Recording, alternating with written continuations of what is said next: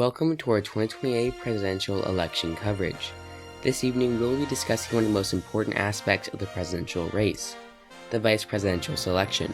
As many of you may know, in an announcement surprising no one, Jon Ossoff revealed that he would keep Kamala Harris as his running mate in the next election as she is the incumbent vice president.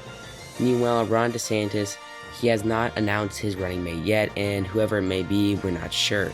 But the insiders on the DeSantis campaign have narrowed it down to a few people, as you can see here.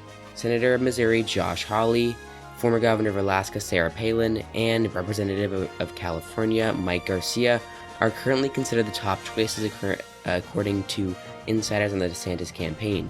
Meanwhile, we have a few polls from Republican voters telling us what they think of the possible candidates. Let's get started. As you can see, for Mike Garcia, 30% of voters say they are more excited to vote for the DeSantis ticket if he is on it. 20% just say they are excited to vote for him. 35% say they are feeling the same about voting for the DeSantis ticket, and 15% are unsure. These are very good numbers for Mike Garcia. 30% are more excited to vote for, 50% in total are more excited to vote for a DeSantis ticket if Mike Garcia is on it.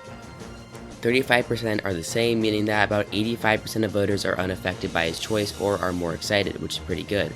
Only 15% are unsure, and Mike Garcia isn't very well known, so that could be pretty good, as he could definitely sway some voters in his favor.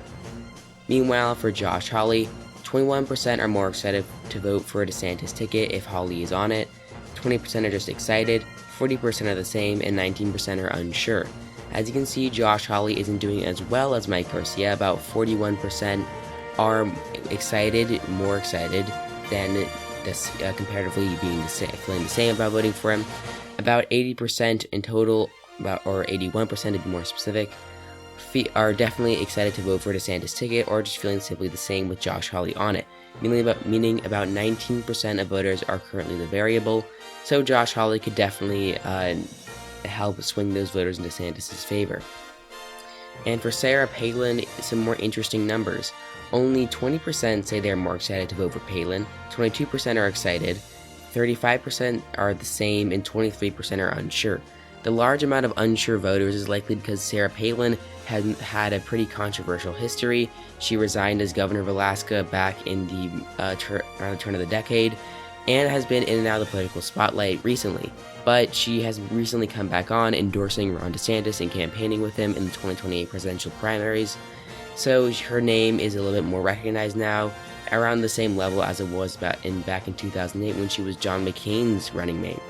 But anyway, due to her controversial past, a lot of voters are unsure if they would still vote for a DeSantis ticket if she was on it, or even be excited about voting for it. So you have the choice to choose. So, the viewers of this series will have the option to choose who the vice presidential nominee for Ron DeSantis will be. I have a Google form down in the pinned comment, so make sure you fill that out.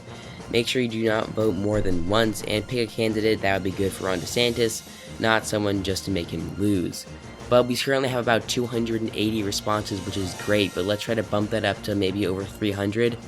Yeah, so thank you everyone who has been watching this. Sorry for not uploading in a few days, but I'm working really hard on the final election night, and it is coming along great.